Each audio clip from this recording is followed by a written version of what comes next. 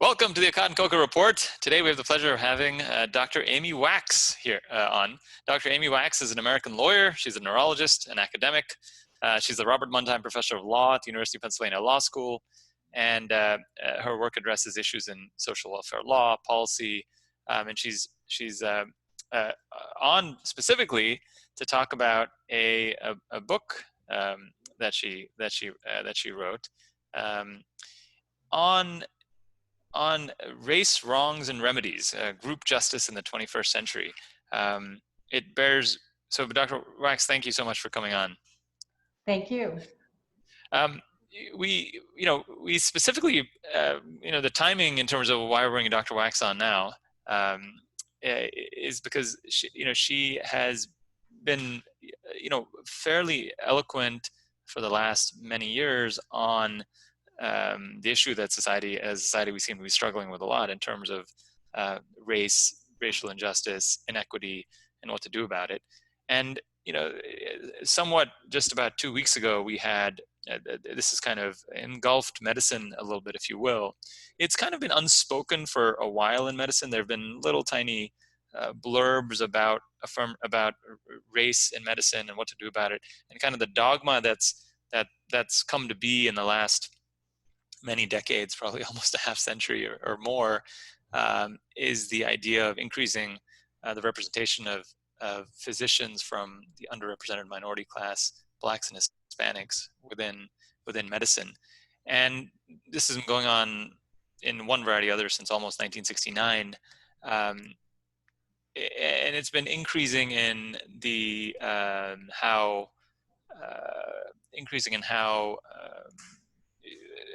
strident some of the folks who want to see increased representation within medicine. It's gone from medical schools should, medical schools may want to consider this type of representation and have this type of a makeup to, much stronger language. There's multiple, even within subspecialties within medicine, there's multiple diversity committees, et cetera, that spend their time trying to focus on how to do this. So I thought, Dr. Wax's book, which is really great, again, it's called Race, Wrongs, and Remedies, Group Justice in the 21st Century. It goes through this from an aspect of, well, okay, how does one approach this? And I thought there was a particularly great introduction that she had, where she said that, and it starts from the premise that, there has been past racial oppression. The starting assumption is that there are problems that have beset Black Americans, that do beset Black Americans today, are the outgrowth of a long history of discriminatory treatment and enslavement. It accepts that there's a causal link between slavery, Jim Crow, historical, private, public bias. I'm reading from her book. And that no doubt perpetuates some of the disparities that exist today. And so I think that's accepted by almost, everyone. I guess the question is, and the harder thing that everyone is kind of struggling with, is how does one go about remediating that? So Dr. Wax, what are some of your thoughts on, on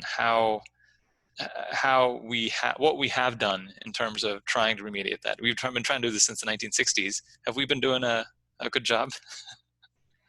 Well, I need to kind of back up a little bit to the premise, because that's important. The premise that I established in the book is that past discrimination and persecution has a causal link to the present troubles that Blacks are experiencing.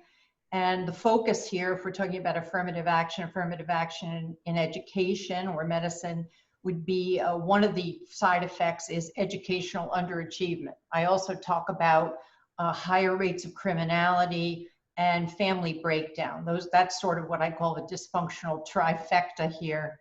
And the book sort of acknowledges all of that. We have tried, I think, for a very long time as a society to rectify the harms that we undeniably have done to Blacks Initially, the main effort was the Civil Rights Act of 1964, which banned discrimination against Blacks in many different domains. We always had the Equal Protection Clause of the Constitution, but that only applies to government action. This applied to private action, and there was plenty of private discrimination. And almost from the beginning, there was affirmative action. In addition to that, in other words, not just stop discriminating, to quote our Chief Justice Roberts, but also to have some proactive race-conscious programs to allow Blacks to jump the queue, as it were, for jobs, for education, a bit of a thumb on the scale. And, you know, this is a very complex legal area, and those efforts have always been tempered by the courts, by some restrictions. But the idea behind it, which was very exacting, and I've written about this recently on Law and Liberty, was that if we need to bring Blacks back to what I call the rightful position. How would Blacks be, what would be their situation if they'd never been discriminated against? We indulged the assumption, which I will say we now see was overly optimistic, that Blacks would be in the same position as whites if we had not been a racist society, or if we had not engaged in the racism that we had engaged in. So how do we get them to that position? Well, President Johnson and many others said, no, we can't just stop discriminating. We need to take proactive steps to bring about equality of results. So that's how affirmative action was born. And affirmative action was seen as remedial, right? We had jobs programs, set-asides for companies, educational affirmative action. Those were sort of the main domains in which affirmative action operated. And the expectation was that within a generation or so, as Blacks poured into these jobs and got a better education, that they would be able to sail under their own steam. We wouldn't need affirmative action anymore. Everything would be equalized. That was the optimistic assumption. As the 60s went into the 70s, the 80s, the decades passed, it became apparent that that wasn't happening. And actually, fast forward to the present, and if you look at the data on this dysfunctional trifecta, which in my opinion is very instrumental in holding Blacks back, family breakdown, educational underachievement, and crime, the numbers have barely budged. And in some ways, they have gotten worse. The 25% out of wedlock birth rate that prevailed in the 50s is now 73, 74%. And, you know, it can't go up much more, frankly. Although crime rates have come down across the board, Blacks still commit crimes, and especially violent crimes, way out of proportion to the rest of the population. Their murder rate is something like, depending on how you slice the bologna, about 8 times the murder rate for whites, and even more than that for Asians, let's say. Nobody ever talks about that, but Asians are a pretty law-abiding group. And then the Black-White gap in test scores has pretty much been flatlined for the past 3+ decades. It improved for a while, but it hasn't gotten better. So affirmative action has not really fulfilled its promise. And, you know, that has produced a lot of consternation, a lot of distress, a lot of frustration and anger. And ultimately, and I'm kind of brushing past a lot of developments here, but I think where we've arrived today is this wokeness philosophy, right? This anti-racism philosophy, which is, well, it must be that the society is irredeemably and comprehensively racist. That is the only explanation for the fact that we have this lack of progress. Although it looks like things have gotten better, that's a delusion. Okay? So you set it up. I thought you set it up nicely or the concept was done well, I thought. I mean, you described an analogy of somebody who was a pedestrian was walking across the street, correct? And that person is injured in some manner Right. Well, by, so let me just sort of give you my punchline, which right. involves that Okay. little narrative. Sure. Okay. So my thesis in the book, this is a long wind-up, of course, is that the whole notion that society can bring blacks up to speed, rectify the harms that we have done, return them to the rightful position, that we can remediate what has been done to them, that whole notion is delusional, okay? We cannot make blacks whole. The government cannot, outsiders cannot, society cannot.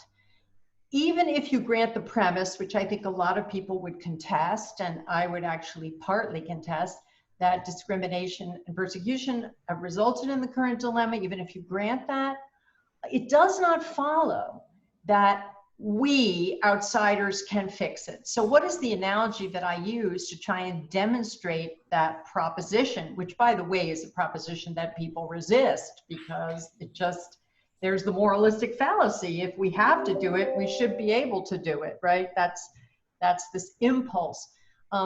Consider a pedestrian who is run over by a truck. He's rendered unable to walk. He goes to a rehab facility, and there's no question that the truck is at fault, okay?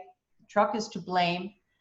And he's told at the rehab facility, you will never walk again unless you make this mammoth, enormous personal effort, this arduous, long, painful effort to rehabilitate yourself. You have to go through this course of treatment and physical therapy. It's going to be really painful and really hard, but if you don't do that, you will never walk again.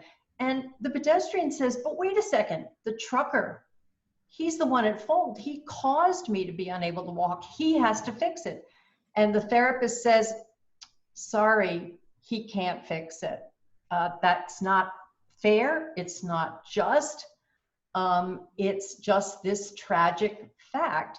Now, you know, racial injuries are not the only ones like that. If someone kills a child, they can't bring the child back to life. If someone puts someone's eye out, they can't put it back in. I mean, there are situations like this that fall short of full justice everywhere. But when it comes to race, we just refuse to accept it.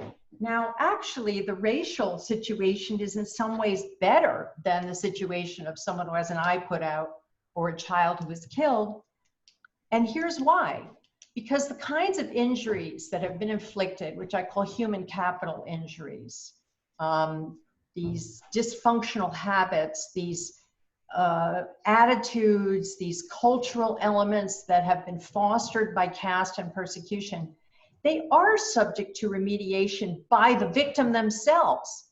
The victim is the only one who can return himself to the rightful position. And the victim has the power to do that through his own agency, by studying hard, by staying in school, by refraining from crime, by getting married, by forming intact families. All of these things are within the power of the victim to effect. And so we have to look to the victim to solve their own problems. And of course, you know, this is an outlook which is not very popular in the world today. That would be an understatement. That would be called blaming the victim. But my submission in the book is that even though it falls short of justice, it is reality, and there is no choice but to ask the victim to step up and remediate their own harm. Now, I will just say, and then I'll shut up, you know, this whole thesis seems to come out of, you know, some hoary past, because it's very unwoke. It's actually anti-woke, right? Because it looks to individuals to exercise their agency. It's individualistic. It's also kind of universalistic in that it thinks that it assumes that all people are capable of solving many of their own problems. And it's also, it indulges a lot of background assumptions about the fundamental soundness of our meritocracy, the fundamental fairness of our system, even with all its flaws and defects, that would allow people to grasp the nettle and improve their own lives. And of course, that's what wokeness denies categorically and across the board. So all right. No, that's that's a great short summary of how you've kind of laid out the book.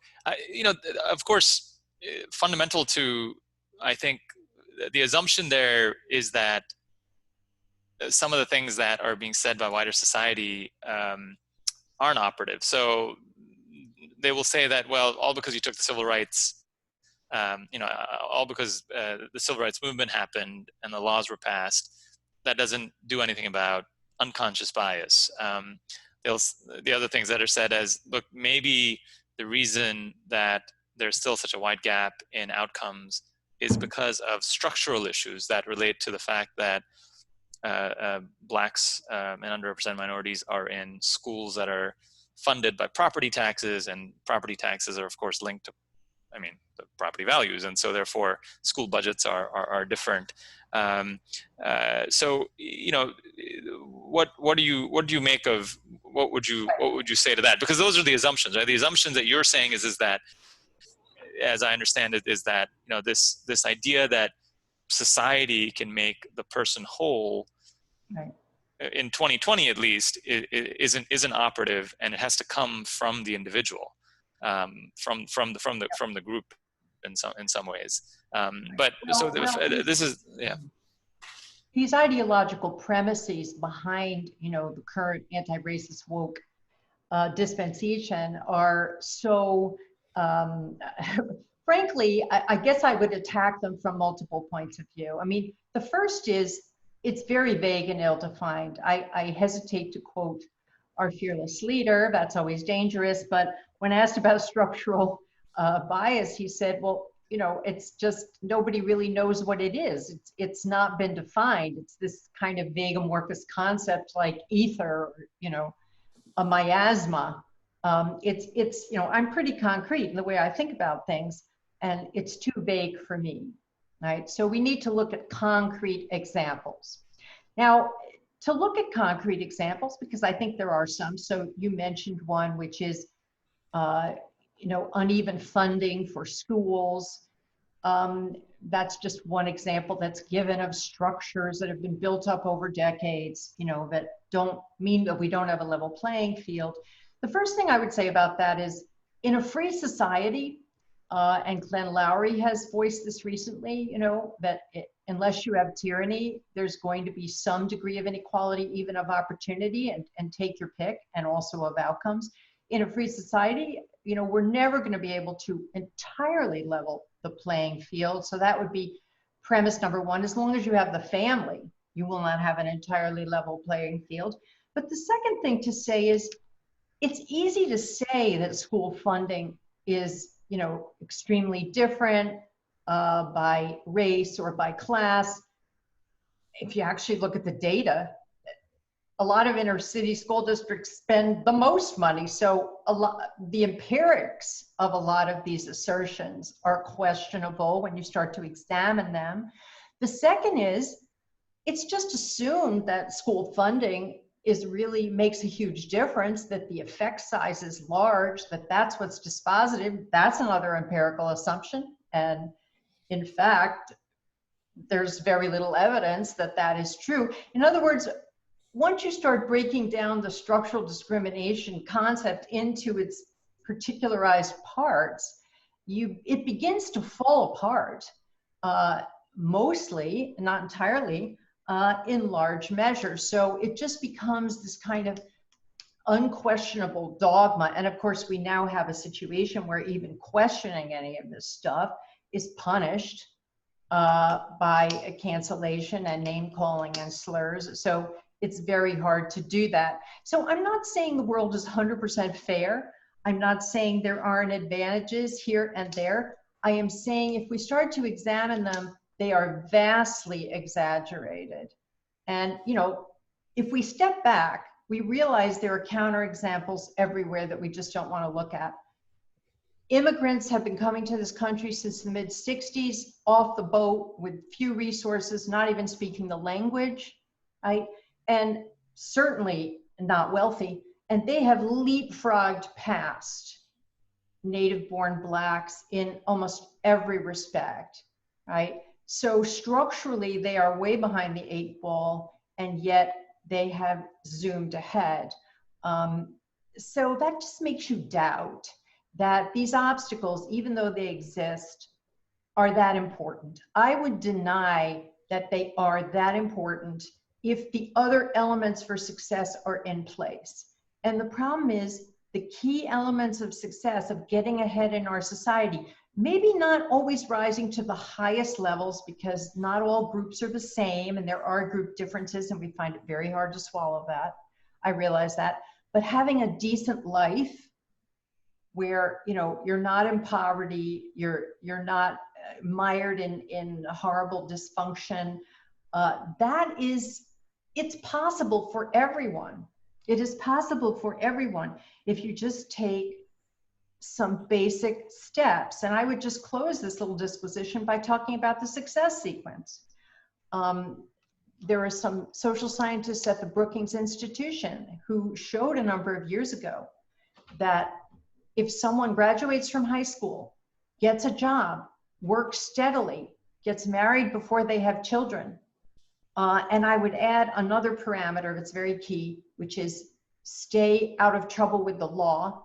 People who cover all those bases are poor very rarely.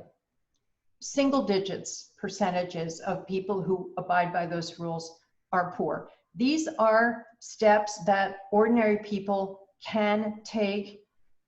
Everyone of every race, of every category, of every ethnicity can take these simple steps. It's not rocket science. This is simple rules for simple people. Everyone's really simple on some level. It's doable. Let's talk a little bit about medicine. Do you find that diversity among the medical community, among physicians, because there's certainly a lot of diversity among nurses and LPNs and techs and stuff, but do you find that diversity, racial diversity, ethnic diversity, however you want to say it, is a worthy goal? I would not prioritize it, frankly. I think the goal is to produce well-trained, conscientious doctors. If you actually talk to minorities on the ground, and I have sort of a bird's eye view on this because I have a lot of family members. I have family members in academic medicine, but I was, you know, a practicing physician a while ago. If you talk to them, they just want a physician who's good, who's respectful, who's responsive, who's courteous. And frankly, I don't, they don't really care who that physician is. And so it's elites, is these kind of, opinion shaping elites who have this bright idea that we need this ethnic and racial match between patients and doctors. And it's not echoed by actual people, this attitude. And there's precious little evidence in the literature that it makes a darn bit of difference. So I would not prioritize that at all. I would emphasize finding the best people, admitting and training the best people, rewarding the best people, and encouraging them to give the best possible respectful care to everyone. And that's, we've been doing that in medicine for decades, way back when I was in medical school in the 80s, which is 100 million years ago. Those were the values, those were the touchstones and watchwords for our training: professionalism and service. I remember one of my professors at Harvard Medical School, when he heard that I was going to leave medicine, he looked me in the eye and he said, everyone should follow the course of life that they want to follow. He says, but never forget service. He said, never, never forget that word. The word is service. And I think we're forgetting it. One of the physicians I know says, you know, the medical students are so focused on their own identity, you know, their own microaggressions, their ability to wear their hair the way they want to, their ability to dress the way they want to. Well, whatever happened to the focus on the patients? That makes medicine about the self and not about the person that you're trying to help. I see that shift taking place. Very disturbing, not very professional, frankly. Dr. Bax, I want to. Is it the problem with? That's one follow up to that, Michelle. Go ahead. Yeah. The problem with the empirical work in much of this area and in social sciences when it comes to race concordance or gender concordance is that, you know, it is based on these observational data sets, and it certainly seems to a lot of people like it's kind of motivated researchers that have a conclusion and they're pushing to that conclusion. But of course that's true about many things, right? I mean, it's very hard to empirically, in some very hard, you know, physics type way, it's impossible actually to say that having a high school education or having, you know, or having a intact family necessarily will also lead you to the promised land. It feels intuitive to us, but everyone leans into their biases, right? So if you're like a structural racism person, you generate research that shows all this stuff about unconscious biases, structural research. If you're a different researcher, and there are of course very, very few of researchers who who think otherwise in the public health world, you know, you naturally come to other conclusions, or you know, from the published research you pick out certain things. But so leaving aside some of the fact that the empirics are, you know, not very solid. Dubious. Right. Even though people want to see these results, I mean, they're trying very hard to get them. But, right. No, so no question. I think it's a great point, and it's a point that me and Michelle make all the time. But isn't it reasonable to assume that for, you know, if you're in an inner city neighborhood where, you know, the population is predominantly black, predominantly from low socioeconomic status, that if you were to walk into if they were to walk into a room, an exam room of somebody who was also black, who was from their community, who, you know, they knew, that there would automatically be more of a relationship, and because there's more of a relationship, there would be more of an uptake of, say, you know, recommendations that were made. I know for me, I know, you know, the Indian auntie and uncle, you know, we call all our elderly elderly folks in India aunties and uncles. When they see me come into the room versus, you know, somebody else come into the room, you know, you can tell that their eyes light up a little bit. And it may be, you know, India's a vast country and multiple different states, and no one speaks the same language. But, you know, there's that brief little glimmer of hope that, oh, maybe this is a nice young Punjabi boy that I can, you know, talk to and have a relationship with that may be better. So is it unreasonable to think that, you know, in a community, in the Black community, which does suffer very, very high rates of cardiovascular disease, diabetes, hypertension, smoking, etc., that there would be perhaps more inroads that could be made by physicians that don't look like the three of us? Well, there are a couple of things to say that. I mean, first of all, you know, of course there are these sort of affinities and commonalities that it is not unreasonable to believe, you know, are nice to have. That's really the strongest statement I would make about them. But the second thing, it's interesting you gave the example of diabetes and heart disease and all of that. You know, the notion that a physician can do all that much about it is itself, I think, questionable. I mean, a lot of these things are lifestyle problems, and getting people to change their lifestyle and the way they behave is extremely hard for medical professionals, regardless of their group membership. So, you know, if you're going to rest your case on trying to get those changes, I would say you're not going to see very many results, right? I believe from my experience and from watching, you know, some really excellent physicians operate, that people really are capable of crossing ethnic and racial lines and doing a magnificent job of taking care of patients.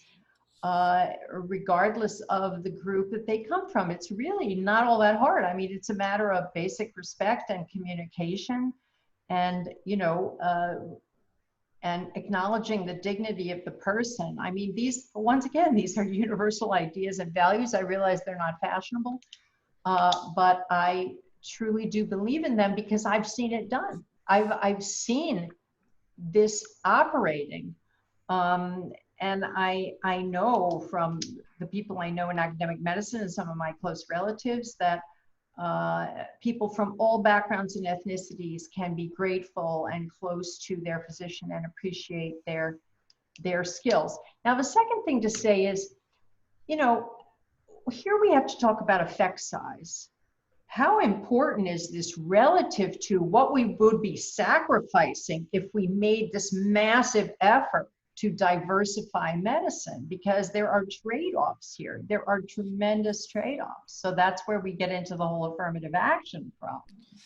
Right. What will it cost us if we make a big push to increase the number of, let's say, Black physicians, because of course that's where the action is. We're not having trouble recruiting Indian physicians or Asian physicians. They're taking over medicine. So, you know, that's not requiring a societal effort of any kind.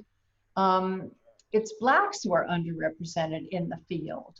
And not just in medical school. There are fewer Black men in medical school now than in 1976. Isn't that shocking, right? We're doing something wrong. I have some theories about what we're doing wrong, but also in academic medicine. So at the highest reaches of academic medicine, there is just this kind of tearing your hair out, meeting after meeting. How can we produce people who are in the caliber to lead a high-ranking department, you know, in renal medicine or radiology? How can we produce minorities who are in that realm when, frankly, I'm going to be very blunt here, they don't exist, right? It's not just they're a little bit too few. No, I mean, you can scour the whole country and get maybe 2 or 3 people or 3 or 4 who are even in the ballpark, right? And there are 100 whites and, you know, 50 Indians who are ahead of them in terms of accomplishment and publications and distinction. So the higher up you go, the more you are sacrificing. And at some point, rather quickly, you ask, is it worth it? I mean, what are we trying to achieve here? And it creates problems all down the line. But this goes back to my book, right? Because to repeat an old saw, you can lead a horse to water, but you can't make it drink. You cannot make people major in science. You cannot make people complete the pre-med requirements. You cannot make people get an A in organic chemistry.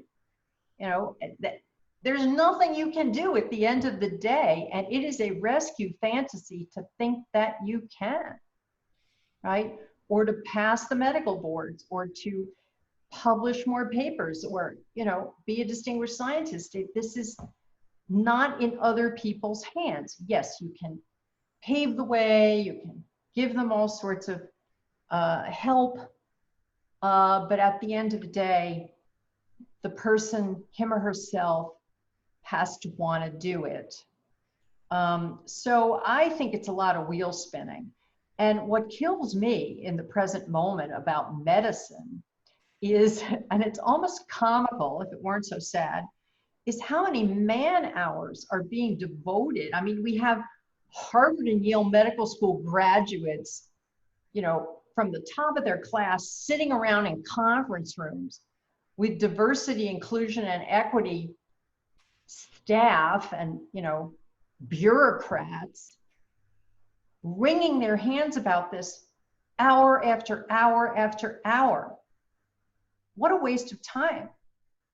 You know, there are diseases that people are still dying from. There are cures that are undiscovered. There are problems in our medical system that are severe and pressing. This is just pointless. In my mind, it is pointless. So you don't think that it's possible that we may be missing, that our current way that we select physicians misses a large pool of potential physicians that we're not catching because of how we're doing things now, because we fixate too much on the MCAT, we fixate too much on GPA, and that fixating on those two things doesn't necessarily make for a good doctor.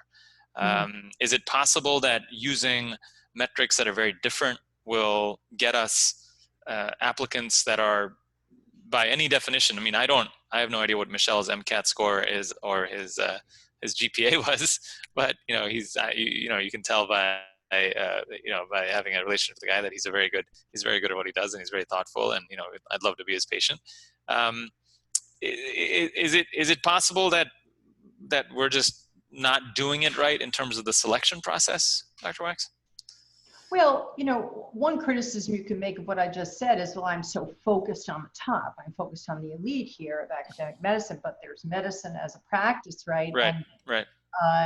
What do you really need in order to function well in that context? And I don't want to exaggerate here because the native born blacks, the whole immigrant thing is a whole nother topic, right? That we're filling many of these positions with immigrants because we want the black faces. But leaving that aside, that the people we're accepting are just so inadequate that it's practically dangerous, because I'm not, I don't think that's really right. I mean, you still have to fulfill the pre-med requirements. You still have to get a reasonably decent grade on the MCAT. You still have to do pretty well on your pre-med courses to get in, even if you're Black or Hispanic.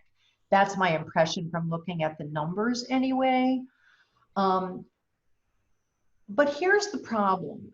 You are, whether you like it or not, bypassing the best and the brightest for people who are somewhat below that level. And the differences are not small. We are talking about a standard deviation.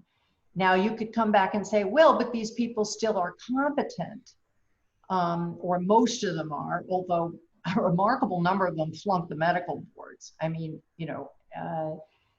I think I last saw the numbers was something like 29 or 30% of Blacks flunk the Part 1 medical boards. It's hard to get them all through, right? That's a problem. But 65% pass the medical boards. Okay.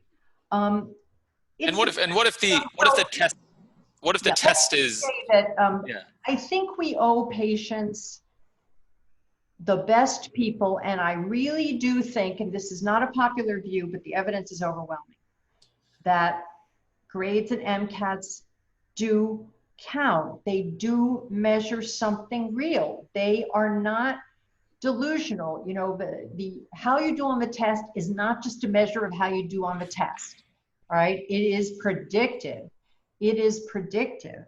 And there's something else to say about this, which is even, your GP out there in the heartland, or your internist or whoever, medicine is getting more and more complex, and they have to master a very large and challenging body of knowledge.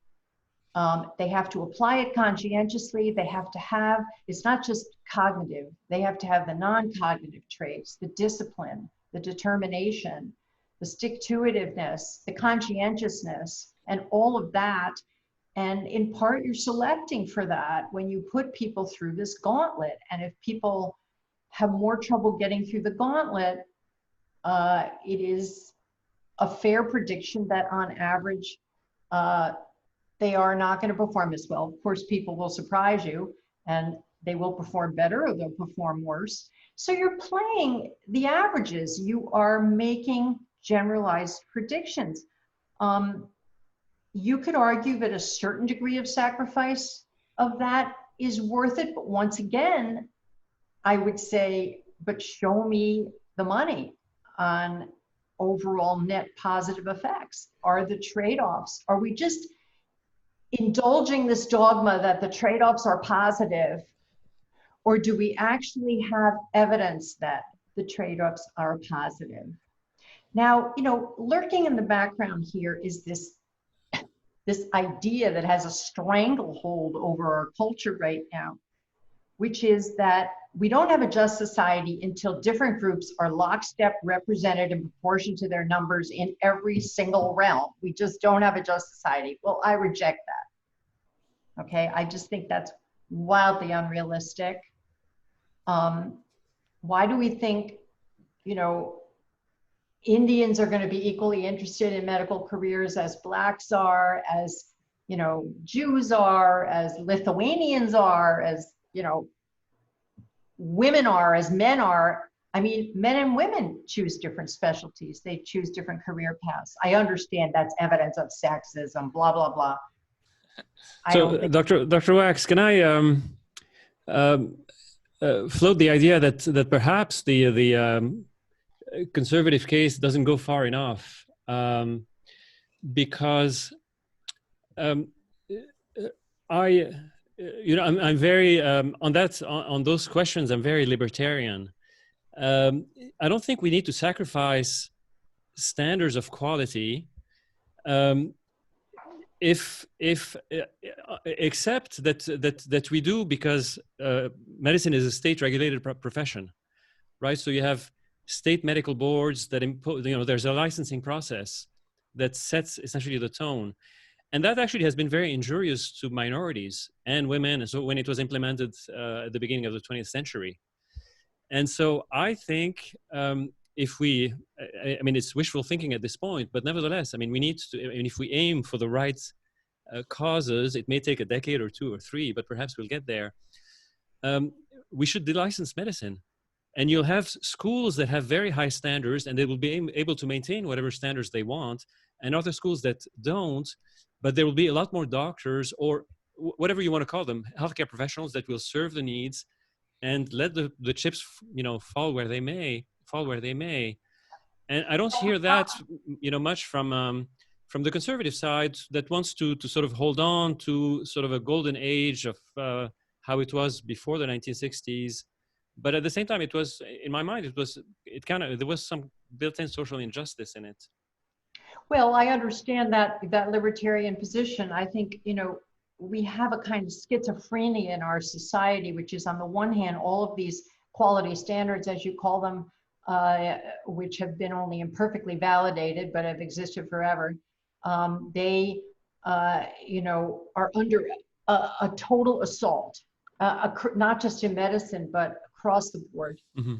We want to get rid of exam schools, the SATs, every measure, every test, every gauge of quality, quote unquote, of knowledge, and that is part of this whole woke anti-racism movement, this leftward turn. But on the other hand, if incompetent physicians are unleashed on the populace and cause harm, we're expected as a society to pick up the pieces. Right, but and do I think something about that. Right, but I think if you look at the empirical example historically, I don't think it was before licensing. I think we as a society handled it reasonably well, and I don't think we've handled it much better. That licensing by itself has reduced medical harm on society. In fact, if anything, in many ways, it has made it worse. If you take it into account. So, well, there were Black medical colleges, more, there were 7 or 8 Black medical colleges before licensing laws were passed. Many, most of them were shuttered. Right? So we couldn't, we could, if we aimed to deregulate medicine, and then everybody can have, pick and choose what kind of doctor they want and the qualifications, and we wouldn't need to sacrifice anything. And that's it. To me, seems to be a kind of it can catch off guard the other side, because right now it's impossible to use the arguments that I think which are very sound, but we're dealing with a completely, the other side is extremely emotional, sort of tied to these equality arguments. I say, well, if you want equality, I mean, I think one way to achieve it is through deregulation, and in my mind, it will actually do effectively a lot of good. Yeah, give them what they want. And of course, there's one part of the left that is, very pro deregulation, and that the regulations and the safeguards, they just want to throw them away. But when you say, well, we could go back to the era when it was kind of the Wild West, and anyway, our standards don't prevent a lot of harms from happening. Well, the counterfactual, as one of my colleagues often says, is, but wouldn't it be worse without them? I actually think it would be worse without them, because there would be a lot of dubious characters and charlatans in the field. And here's the thing about that. You say, well, let people choose and let the consumer beware, right? But the problem with libertarianism, as one of my WAG friends says, is that it's for white guys with an IQ over 130. I mean, I'm going to indulge a little paternalism here. Harvard graduates know where to find the best and the brightest, although some of them actually get terrible medical care. But they always go straight to the top. But ordinary people, poor people, really ignorant people who are very unsophisticated, and you would just be amazed at how unsophisticated some of the patients, even in Philadelphia, are, right? They are going to be taken advantage of, and you are going to widen the inequalities, because no, I regulate, when you let me push back. All right, you let me push widen back a little bit on inequality. that. Let me push back on that, because if you look at it, the US gives a perfect example, because up until the Flexner reforms in the 1910s, it was the Wild West. Yet, in that Wild West, you had the emergence of the major healthcare institutions that we know today, the Mayo Clinic in particular, the Hopkins, all of these emerged at a time where it was the Wild West. Anybody could hang their shingle. And the Mayo Clinic is the best example. If you look at the history, and there are books written decades ago on the early history of the Mayo Clinic, the Mayo brothers were fighting against the charlatans, the homeopath and whatnot, who were actually the elite doctors. And they managed to convince Rochester and the neighborhoods and the farmers and whatnot, just by virtue of the fact that they were doing good. The people recognized, people could sense, because the quality of doctor is not just the competency. It's really the whole package. Are they honest? Are they, do they have integrity? Do they really mean the welfare of the patient, and so forth? And that anybody can sense that. You don't need, in fact, the degree and the license can obfuscate. Those signals can be faked. They can, but they are faked with the licensing system. They are faked as well. They get the protection of the license, in fact, if anything. So granted, it's arguable, and you can have empirical studies, but then we're back to the square one, where we pit one empirical studies of implicit bias versus if there's that. But I'm trying to say, what I'm trying to say is that there may be a way to sort of, to change the conversation in a radical way, at least that is worthwhile for conservatives to think about. There's no way the left will allow. I'm talking to the right. Actually, I'm talking to the right. I know you're talking to. I know you're talking to the right. The left will not allow licensing and regulation to go away. So luckily we're safe. Correct. But at the end of the day, we're going to change. We need to change the culture, because, right? If we don't, the left is in power. They control academia, and so. It's a point that's brought up. It's interesting. We had Dr. Wax. We had a physician on named Marilyn Singleton. It was a fascinating podcast. It was about 3 or 4 months ago, and she comes from a long line of physicians, and her great grandparents' generation were slaves, and they were trained at some of these historically black colleges, and so she comes from a long line of physicians kind of trained at some of these historically black colleges. And so she certainly has a very interesting perspective on all of this, and kind of what happened with the Flexner reforms that kind of winnowed that class of 6 historically black colleges down to 2 or so. And but no, I think your points are certainly well taken. The problem is that there's going to be some people that are certainly going to get hurt, no doubt, by folks that graduate from marginal places. Well, but let me say that, I think we may end up circling back to a kind of quasi-libertarian system, just precisely because the left is engaged in a full frontal assault on licensing. No, they don't like licensing. They don't like bar exams. They don't like medical exams because they're bottom line focused on the result, which is we need, you know, by hook or by crook, by force majeure, any other method, we need more minority physicians. And I will concede this, that the sort of hyper competitive atmosphere that we live in right now, with all these different groups competing in a cutthroat way, and I'm, you know, and Asians. What's interesting about Asians, and Wesley Yang, who is an intellectual that I admire for his fresh thinking, says, you know, what we've done is we've dropped into our system a group of people, East Asians, South Asians, who are trained up in this exam culture. I mean, they are totally focused on jumping through these hoops and getting good grades on these exams. And they've kind of thrown a monkey wrench into the system in that they've decided that, you know, they're going to win the race. And that makes it harder possibly for some other people, like even whites or blacks, to enter fields maybe through alternative demonstrations of their competence. Now, I'm as much of a meritocrat as anybody, but I do think a certain degree of pluralism in the way that we select is wise, not to the point of abandoning all standards, which I think is disastrous. Okay, so let me go back to a point I made before to illustrate this. Why are there fewer Black male medical students now than in 1976? Well, ironically, one of the reasons might be affirmative action. The historically Black colleges were a fertile source of Black medical students and the Black medical schools. And, you know, maybe those people were a little bit behind academically, but the education was geared to their pace. It gave them more of a chance to catch up. They were educated with their peers. And not with people who outclass them and outgun them, which often has to do with the speed with which they can learn things, right? A guy named Ark Diacono, an economist, did a study at Duke University, which was very striking, which is that when you practice a great degree of affirmative action, so you essentially have kids with 800 math SATs, you know, going to school with kids with a 650 or 680 math SAT, and you put them into the same classes, that has a very significant discouraging effect on the lower scoring people. I mean, what you really have is a situation of overplacement. I won't call it mismatch because that's something different, but overplacement.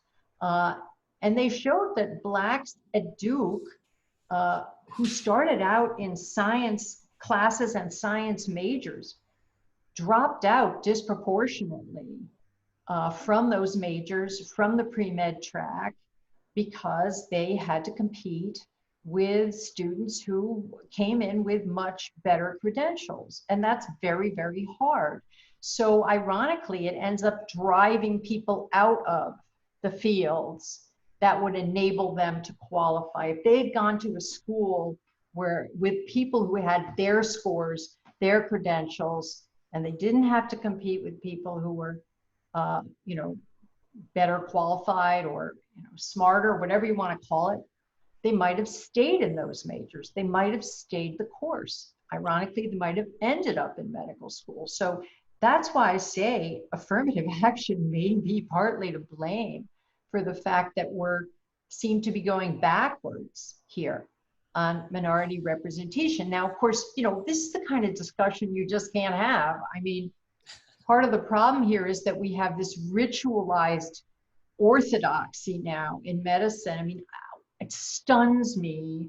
Medicine and academic medicine are the most Maoist, totalitarian, you know, dissentless fields in existence. I mean, there is no deviation allowed from the orthodoxy. People are incredibly intimidated. They are afraid to say anything. That's why we have the Akkad and Koka reports. That's the voice of the couple questions, Dr. Wax. Would you agree with that? It's just, yeah, absolutely. Yeah, absolutely. Went from a conservative profession to the most woke profession on the planet. Yeah. in like a decade. I don't Yeah. No, understand I it. was. Yeah. Were you surprised about hearing about the fact that about the gentleman that wrote the cardiologist that wrote the Dr. Wang who wrote the paper on affirmative action? Did you read that paper by chance, or I did you get did. a chance? It Did struck me you? as unobjectionable. Yeah. I mean, and not in terms of that you couldn't quarrel with it, as we have, Yeah. been talking about. Well, Yeah. yeah, they do have lower scores, but are they really going to end up that bad doctors? And what's the proof that, I Right. mean, or what's the disproof that they won't end up helping? I mean, there's a lot of contestable things in there, Right. but that is a far cry from, this needs to be suppressed. I mean, this needs to be retracted. This is even, I mean, that's crazy. That is crazy. Have you? Uh, Do you find the? I'm just curious. You're of course in academic law. I mean, you're a you've won multiple teaching awards at Penn. Do you find the limitations in discourse to be similar in your field, or do you have more freedom, do you think, than what's been demonstrated in medicine? I think they are similar, but the trends are in the same direction. And I mean, I would say, once again, I think medicine is the worst. I mean, it just stuns me, the degree of orthodoxy. It is, there are things that you can argue about in law, which it strikes me you don't dare question in medicine and in academic medicine without getting into terrible trouble. And I think part of it is that medicine doesn't have tenure the way law does. Tenure is not as big a factor. So everybody's kind of working on contract. Everybody's afraid of losing their job. I think there's more insecurity, believe it or not, in academic medicine. Here I'm talking about academia. But in law, it's bad. I mean, when I questioned, when I just said, I think Black students are struggling at my law school, my own experience shows that Blacks are mostly at the bottom of the class. And what's interesting is Richard Sanders' paper a few years ago in the UC system showed exactly the same thing. 50% of Blacks were in the bottom 10% of the class for his sample. So my numbers were completely in line with his numbers, okay? My dean went berserk. I mean, he just, called me every name in the book, said that what I said was false, which I knew from my own class it was not, so he just kind of blatantly lied, which stunned me. He refused, of course, to release any of the data. I mean, that's just unthinkable. Everybody in legal academia and academia generally has wised up and said, well, if we just hide the data, if we're just secretive, we can say anything we want. So, that kind of shenanigans, it just, and of course I am persona non grata. I mean, he stripped me of my class. He just stripped me of all my committee assignments. I cannot be on any committee, boo-hoo, right? Because he can't reduce my pay. But my children joke about that. They said, you wouldn't believe what the dean did to my mom. How does it? So is he still the dean? He's still your dean? Yeah, I mean, and I will just add one more thing, which is I learned that before the whole COVID thing blew up, he had a secret, it's all very secret, right? Because they don't even have the courage of their convictions. A secret meeting with the whole student body, a town hall, and one of my students recorded it. Actually, several did, and they played it for me, in which he, discussed the problem of Amy Wax. I am a white supremacist. I associate with dangerous fringe groups. I apologize that you have to be in the same building with this woman, that you have to go to a law school in which this woman teaches. This is an insult. This is an assault on your being, on your person.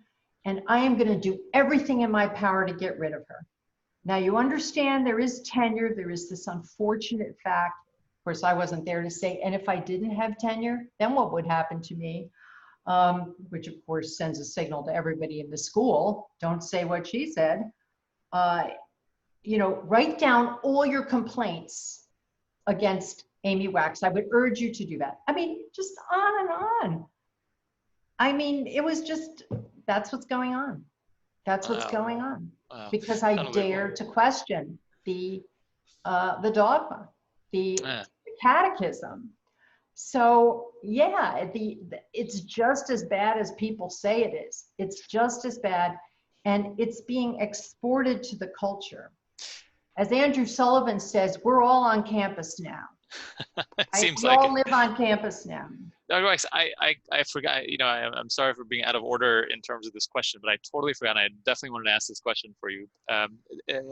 You know, is it the case that if there's a compelling interest for the state to have a certain type of diversity in whatever, In schools, which is where in schools, is it then okay? Because I know I've heard you say in an interview with Glenn Lowry that you would favor, for instance,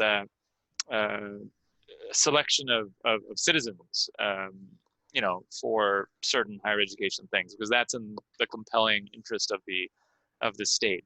So, you know, and that's partly some of the underlying reasons for why the Supreme Court has narrowly ruled in favor of affirmative action has been, right, that there's some compelling interest of the state. Is that, what are your thoughts on that? Well, first of all, I mean, we don't have time to get into it, but I would say that, you know, favoring citizens and having our institutions mainly concerned with educating Americans is totally disanalogous. It's not like discrimination. This is the fact that we live in America, we live in a common polity, we have you know, common interests. We need to foster solidarity and unity and mutual obligation among the people who live here. I mean, that's the whole ethos of nationalism, which I think is, you know, requires a bit of justification and discussion, but I think is compelling. Yes, compelling. And also, these institutions are taxpayer funded. I mean, that's a fact. They're quote unquote private, but they feed at the trough of the federal government to the tune of billions of dollars. So we're asking nurses and truck drivers to pay into coffers that Harvard University is getting, you know, dispersal from. I mean, really, this is just basic reciprocal obligations and fairness that would justify that. Now, yeah, so, okay, are there compelling interests out there? And is racial diversity in school a compelling interest? Well, the court has said so, okay? They've taken the lead from the universities, which have basically fed them the script, and said it's pedagogically important to have these people. But of course, you know, here's the problem with that. How would you prove that? And what would you measure? And how do you know? What we have is a situation where the Supreme Court has essentially taken the word of educrats that this is really, quote unquote, compelling enough to overcome this deeply held vital prescription against discriminating based on race. I mean, which, you know, we fought a whole civil war over, for God's sake, that we can surmount that very important limitation, which is so vital to the integrity and cohesion and unity of our republic, that we not foster any kind of race war or pit one group against the other, right? That we have neutral standards and neutral principles. We're going to just brush past all of that because some people in a university got a bright idea that this was really, really important. It would seem to me that we should at least have a burden of demonstration, some sort of endpoints that we could measure. But the Supreme Court hasn't really demanded that, and the universities haven't given it to us. And here's the thing. It was initially conceived of as a little bit of a thumb on the scale. There were very strict limits that the Supreme Court imposed when it announced this diversity principle, which is of course different from the remediation principle, and I've written about the differences, but limitations, no quotas, can be used as a factor. And the schools have just systematically disregarded those limitations. They have made blatant, overt, egregious use of race. That is, of course, the contention in the Yale letter that was just recently sent, right? Now, the Yale letter is in many ways sophisticated, more sophisticated than the Harvard litigation, because what is the compelling interest test except a license to discriminate? Well, of course it's a license to discriminate. The only question is, how much discrimination is there? How necessary is it? Is it narrowly tailored? All of the, not did you discriminate? I'm going to just sit here and tell you something, okay? Harvard discriminates against Asians. Yale discriminates against Asians. In order to discriminate in favor of one group, which is the only way you're going to achieve diversity, where you have different academic ability levels on average between groups, because that's what we have. The only way to achieve diversity is discriminating in favor of one group and against another. I mean, that's just arithmetic, okay? And for Harvard to claim they don't discriminate against Asians is laughable. I mean, it's amazing they got away with it. Finally, Allison Burroughs, the judge in the case, on page 50, said, well, come to think of it, the jurisprudence on affirmative action is a license to discriminate. So, I mean, the fact that they're discriminating, even though they try to prove they aren't, is not necessarily dispositive, okay? But in the Yale letter, the Justice Department says, well, we understand, that the Supreme Court cases let you use race, but not too much. You're using it too much, okay? Now, frankly, I think the original sin was to let them use it at all. But now we've gone down that road. And I would say one more thing. Let me say one more thing, which is a little noticed fact, but something I pointed out in this piece I just published. The Supreme Court has only officially recognized diversity as a permissible goal to discriminate in the educational context. There's no case that says that it's a compelling interest in the employment context or in any other context. And yet companies are just going crazy discriminating and declaring that they're going to discriminate even more in order to achieve diversity and proportional representation among their employees. So there is an open question out there, and it's quite an important one, of whether what they're doing or what they are promising to do is even legal. Why does Oracle, having a compelling interest in diversity among its workforce, other than virtue signaling, right? And anti-racist software. Does that help them produce better software? I mean, come on. That would run afoul of equal employment federal laws. Yeah, it runs afoul of Title VII and the actual express terms of Title VII. And what Powell said in Bakke, and then was carried forward in Grutter, and then the Fisher cases, this idea, well, when it comes to education, there is an independent, compelling interest in having diversity in order to achieve pedagogical goals and make for a better education. What does that have to do with Microsoft or, Palantir, any of those companies, or Amazon even? So is this going to require another Supreme Court ruling that now has Kavanaugh and I forget who the other. Well, it is going to require someone to bring a lawsuit. Right. I mean, I think this is a lawsuit waiting to happen. I think people are so intimidated. I even wonder if any employees would even dare bring that lawsuit. But it is a lawsuit that is waiting to happen.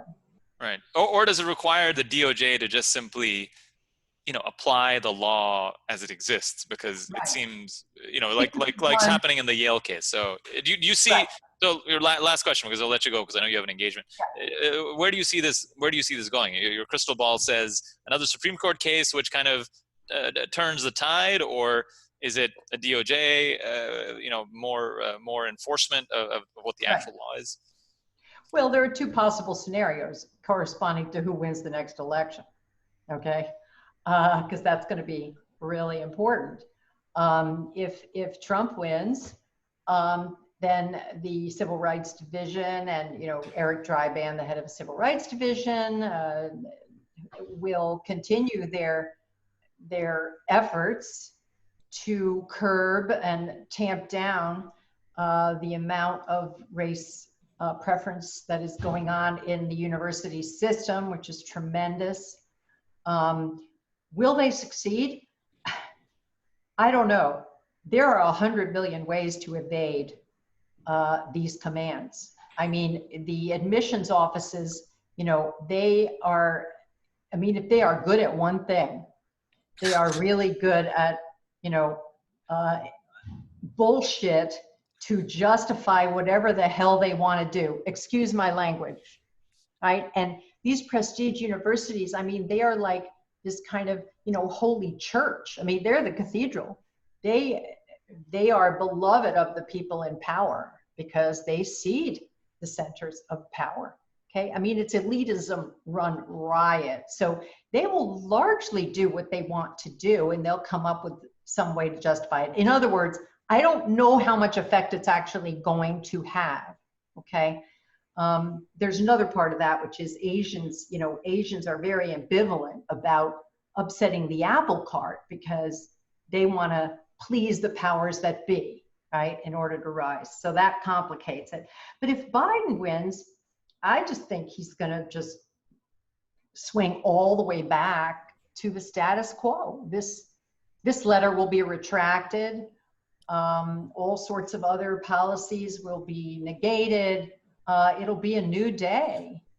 And we'll have rampant race preferences across the country, across the economy, if that's what the companies, the universities, the foundations, the journalists want.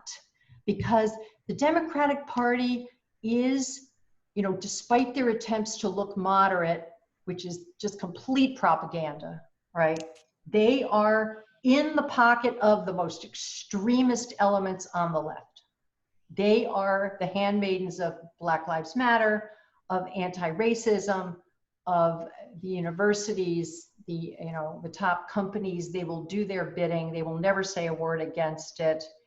It's no holds barred, frankly. And I think anybody who doesn't know that is deluding themselves. The sweet little suburban white ladies who, you know, think everything's just going to be fine they're wrong.